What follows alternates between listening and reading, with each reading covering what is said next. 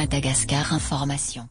Voalohany eto amin'ny commune fionana no ambolena ny azy Polonia, izany hoe ny fambolena ity azo ity no mamaritra ny hoavin'ny tantsaha rehetra manerana ny Madagasikara.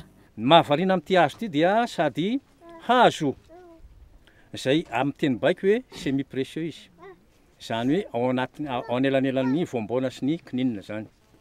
Ary hazo izay farany maivana indrindra eran'izao tontolo izao izy. Ary ny tena zavatra mahagaga nefa dia zao isaky ny ray andro io dia mitombo 1 cm. Ka raha ohatra ao anatin'ny 5 taona zany aiza gagina raha ohatra lasa 20 metatra ny avin'ity hazo ity.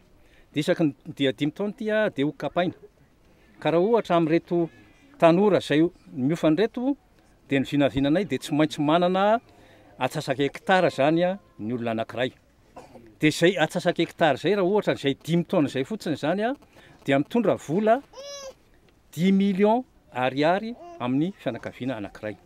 Marina fa omena maimaim-poana reto tantsaha ireto ny zanaka Polonia izay hovoleny izay natao ihany koa reny volan'izy ireo ao anatin'ny coopérative ao Atsangana ny volana Janoary 2024 avy izao.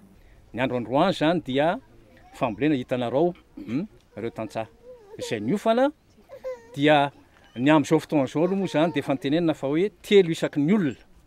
Dia izay 3 isaky ny olona izay dia izay kosa ny reny vola hoentiny nanomena azy fotsiny izy dia tsy maninona zany satria ireo tantsaha ireo tsy manam-bola reo. Dia ireo zany nomena Polonia anankitelo. Dia ny anankitelo dia manana reny vola eo amin'ny 5,000 sy R1,000 izay zany no reny volan'ny tsirairay avy amin'ireo ao anatin'ilay coopérative izay ofronina manomboka amin'ny janvier. Fa nisany koa andreo ny fiaraha-misakafo tamin'ireo mpianatra nanaraka ny fiofanana mikasika ny voly avitra izay niarahana tamin'ny ONG Madason de IRM no ny fahatongavany fetin'ny Noely.